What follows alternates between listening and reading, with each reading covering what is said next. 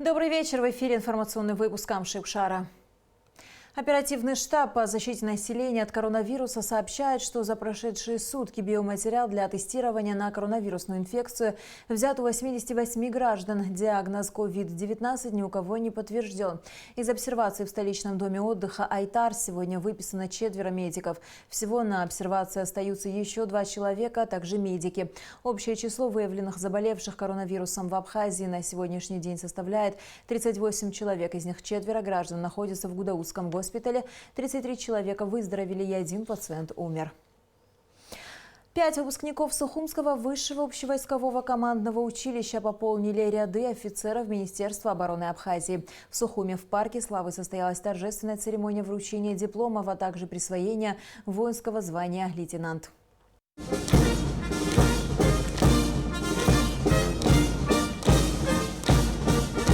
Для 5 выпускников Сухумского высшего общевойскового командного училища этот день особенный, ведь им вручают дипломы государственного образца о высшем профессиональном гражданском и среднем военном профессиональном образовании. К началу мероприятия военнослужащие возложили цветы к мемориалу славы, затем почтили память павших героев минутой молчания. После состоялось торжественное вручение дипломов выпускникам. Товарищ генерал-полковник, лейтенант Ладарев для получения диплома прибыл. Есть.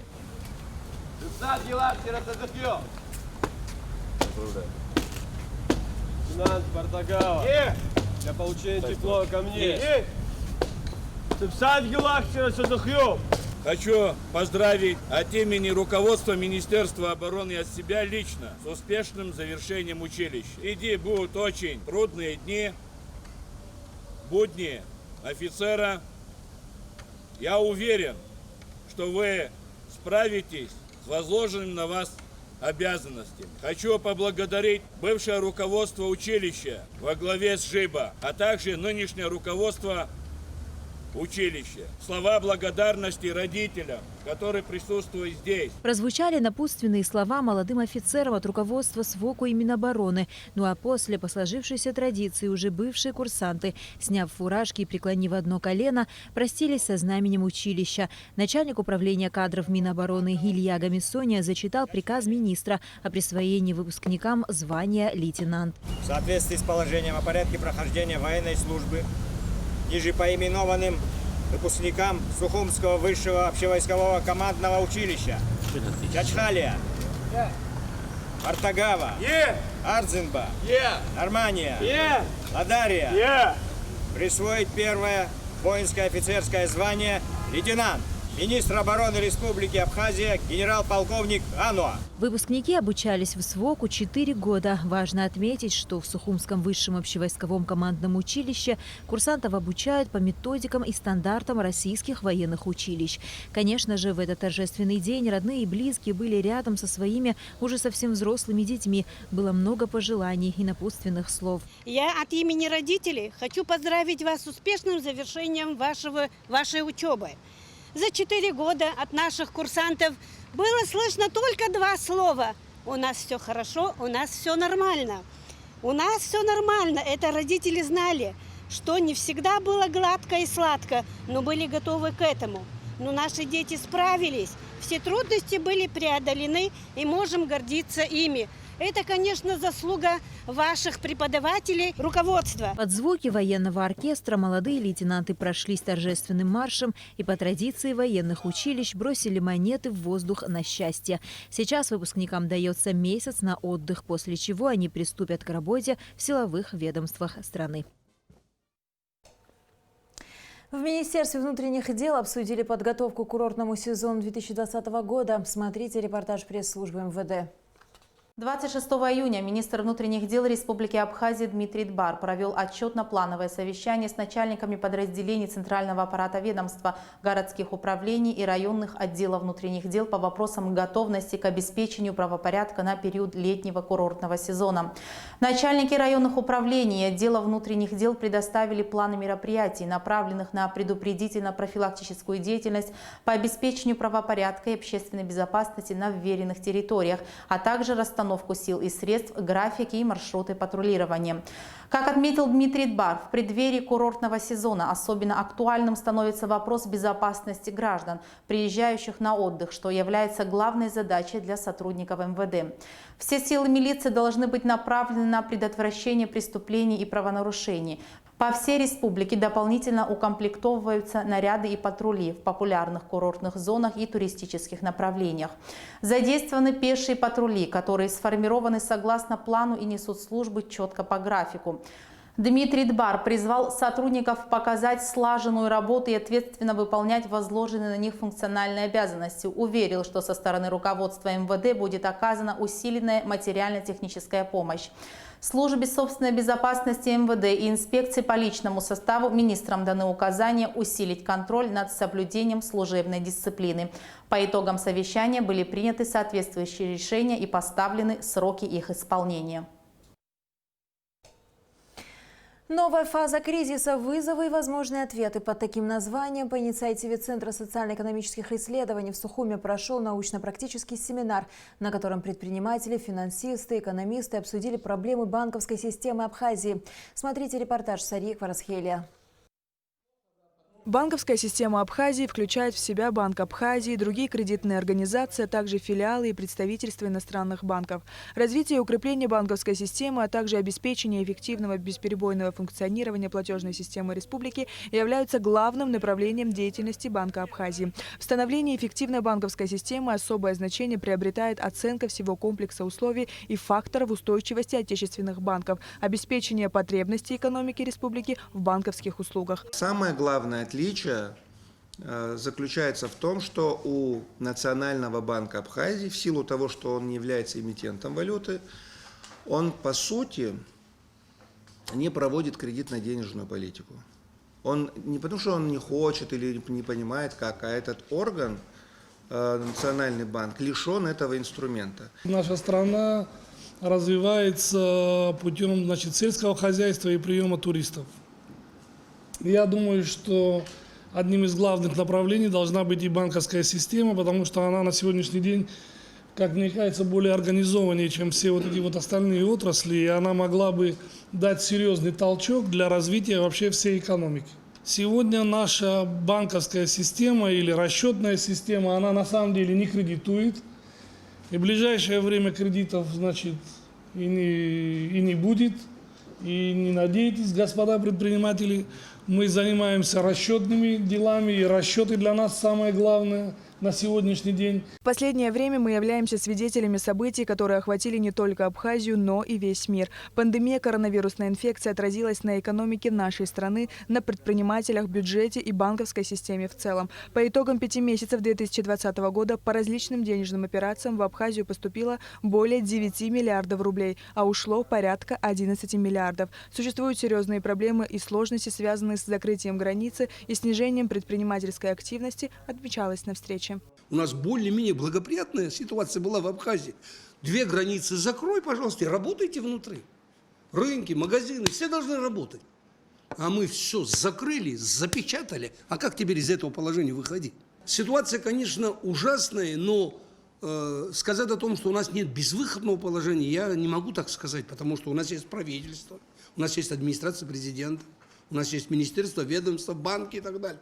Политики должны все решить, что нам дальше делать, мои дорогие. Ситуация в экономике страны также отразилась на деятельности коммерческих банков. Приход наличности в их кассы оказался на 60% меньше показателей за аналогичный период прошлого года. А снятие денег клиентами банков, наоборот, возросло почти на 45%. Мы стараемся поддерживать на должном уровне ликвидность банка.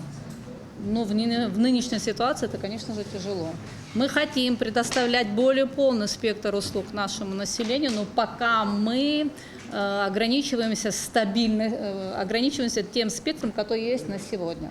Основными болевыми точками банковской системы Республики Абхазия являются низкий уровень капитализации и малая эффективность работающих активов, говорят финансисты. Поэтому необходимо создать условия, при которых у банков появится стимул к рекапитализации прибыли, а у инвесторов к вложению своих средств в банковские капиталы. Этого можно добиться прежде всего через улучшение показателей рентабельности деятельности банков. Вопрос, который мы сегодня обсуждаем, и тема является архиважной для нашего государства. Банковская система – это подобие кровеносной системы организма человека. И все, что происходит, если мы проведем аналогию, да, в организме человека, в той или иной степени отражается на кровеносной системе и именно на том, что по ней проходит. Банковская система, на мой взгляд, заслуживает очень серьезного внимания в нашей стране. На мой взгляд, вот такая площадка – это идеальная возможность для обмена мнениями и обсуждения той или иной проблемы, вот именно, как говорится, без купюр. Всемирная банковская система не стоит на месте. Известно, что при выборе банка клиент берет в расчет такие показатели, как надежность, условия предоставления услуг и, конечно же, удобство управления финансами. Именно совершенствование деятельности в этих направлениях необходимо добиться и Банком Абхазии, отмечалось на встрече. Сария Кварацхеля, Алексей Баструков, Абхазское телевидение.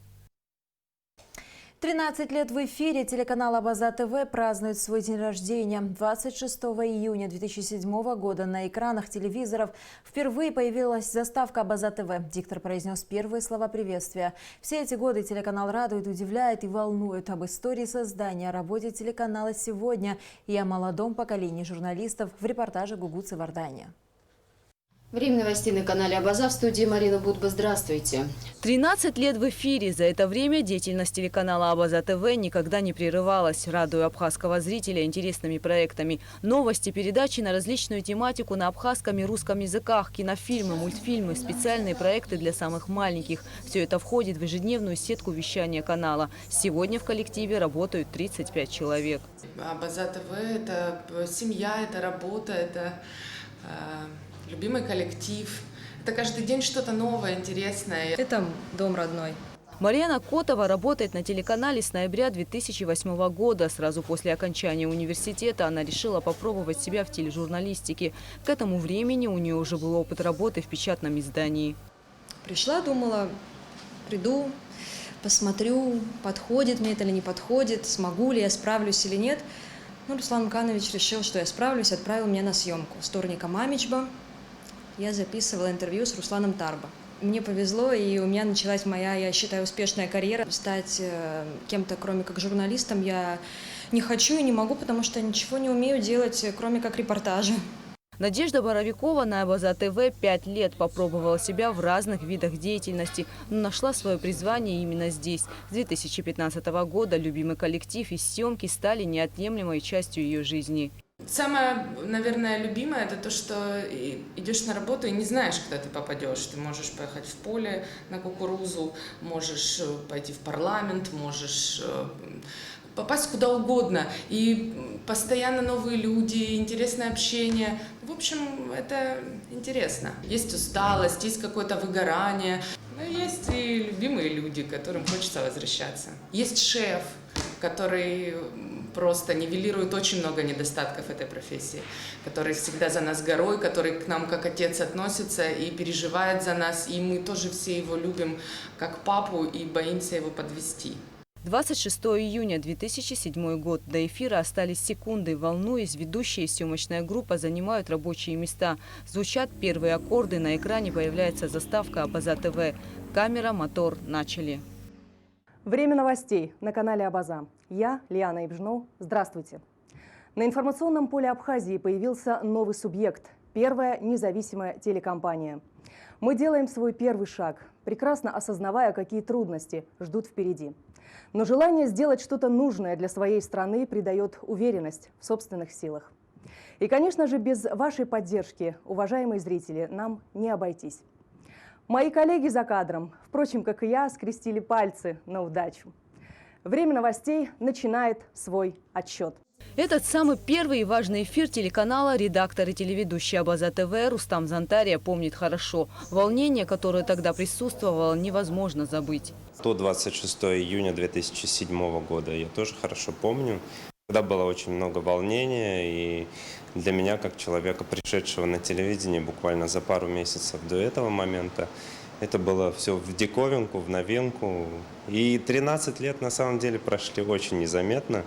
Хотя на себя смотришь, того вот видишь изменения и понимаешь, что такие моменты не повторяются больше никогда. За эти годы у Рустама добавился опыт и профессионализм. Придя сюда выпускником исторического факультета, он получил знания на практике. За время работы случались и забавные случаи. Один из самых ярких моментов, пожалуй, это когда у нас работал Семен Пегов. Это было также 2-3 года он у нас был на канале. Очень яркий журналист, интересно, с ним всегда было очень хорошо, комфортно и в то же время интересно. И я читал новости, готовился к выпуску. Там был реанимобиль, который Аквафон подарил больнице, второй городской или республиканской, уже точно не вспомню. И слово реанимобиль я прочел как реанимбомбиль. И Сема начал меня подкалывать, соответственно. Я уже готовясь к выпуску, я говорю, я ни за что так не скажу. И уже читая, я говорю, реанимбомбиль. И дальше все равно пошел, даже себя не поправил, но настолько это было смешно и в то же время досадно. В течение 13 лет на Абаза ТВ поменялось многое. Передачи, стиль вещания, люди. Но неизменным оставалось одно – стремление телеканала идти в ногу со временем. За эти годы коллектив Абаза ТВ сталкивался со многими проблемами. Но вещание телеканала никогда не прекращалось. Я горжусь нашим проектом, что ни на один день мы не прервали свое вещание, а было очень сложно. Даже только эти последние дни, когда страна находилась на карантине, были определенные ограничения в работе многих государственных и общественных организаций, а телевидение как работало, так и работает. Сейчас все испытывают кризис экономический, финансовый. Естественно, это отражается на нашей работе, но мы держимся, мы работаем, мы вещаем. И самое главное, повторюсь, мы не подвели, и наши зрители ждут нас. На Абаза ТВ немало интересных проектов, но, как отметил Руслан Хашик, основной упор делается на новостное вещание. Сегодня молодые и креативные журналисты Абаза ТВ оперативно и интересно доносят информацию до зрителя. 90% журналистов, они приходили на Абаза ТВ и пробовали себя в сфере телевизионной журналистики, а сегодня их имя, это бренд Абаза ТВ. И у нас, несмотря на все сложности, у нас нет текучести кадров. У меня большой список желающих молодых журналистов, которые хотят прийти на Абаза ТВ. Но, к большому сожалению, этот финансовый, экономический кризис, который испытывают сегодня все, не дают возможность расширить эфир, пригласить новые лица на канал. Но мы надеемся, что это временные трудности не только для канала Абаза ТВ, это временные трудности всей нашей страны и вообще мирового процесса. За 13 лет существования телеканал Абаза ТВ успел полюбиться многим. Дороже всего внимание, любовь и критика зрителей, подчеркнул Руслан Хашик. Мы еще раз поздравляем наших коллег с праздником и желаем им хороших новостей. Гугу Савардания, Тамас Чиковани, Степан Мартиросян, Абхазское телевидение. Коллектив канала Абаза выполняет свою работу с душой и на высоком профессиональном уровне, отмечается в поздравительном письме членов Общественной палаты Абхазии, направленном на имя руководителя телеканала Руслана Хашик. Члены Общественной палаты желают коллективу творческих успехов, удачи в достижении намеченных целей, ярких сюжетов и хороших новостей. Коллектив Абхазской государственной телерадиокомпании присоединяется ко всем поздравлениям и желает коллегам развития и творческого роста. Перспективы экономического сотрудничества между столицей Абхазии и российскими компаниями обсуждались на встрече главы администрации города Сухум Беслана Эшба с торговым представителем Российской Федерации в Абхазии Владимиром Некрасовым. Об этом репортаж пресс-службы столичной администрации. Глава администрации Беслан Эшба поблагодарил торгового представителя России в Абхазии за то, что принял приглашение обсудить ряд вопросов, связанных с экономическим сотрудничеством. Хотели бы обсудить возможные варианты сотрудничества, привлечения инвесторов, партнеров, которые смогут заниматься поставками в Абхазию товаров, продукцию Российской Федерации, так и нашего отечественного производителя поддержать на внешних рынках. Также рассмотреть хотели бы вместе с вами возможные варианты привлечения инвестиций для организации производства здесь на месте. Сейчас мы стараемся глубоко изучить потребительский спрос нашего населения в городе. Вот. Потом вывести ряд формул возможных инвестиционных портфелей, чтобы обсудить. Очень надеемся, что те ограничения, которые есть в Республике Абхазия, в Российской Федерации, они в ближайшее время уже будут сняты, и люди уже будут посвободнее и мыслить свободно, как говорится, и готовиться к лучшей жизни. Торговый представитель России в Абхазии Владимир Некрасов отметил, что есть темы, которые нужно обсудить для снятия барьеров, которые сегодня существуют на пути развития торгово-экономических связей между Россией и Абхазией. Наш основной функционал – это содействие продвижению российского экспорта товаров и услуг и развитие производственной кооперации. Это как раз те темы, которые вы поднимали.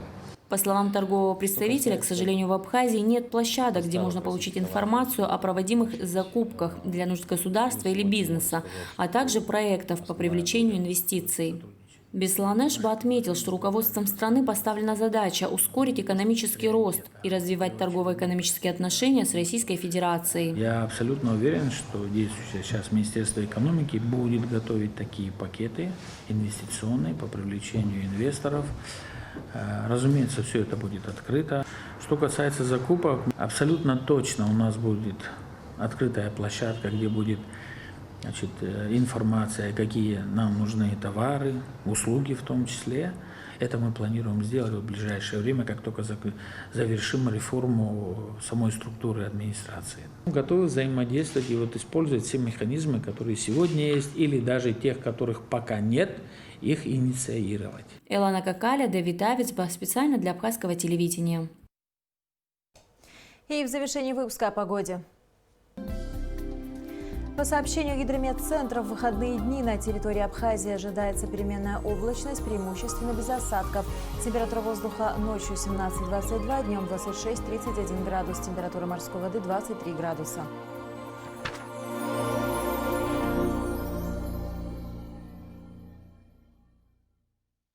На этом наш выпуск подошел к концу. До скорых встреч в эфире.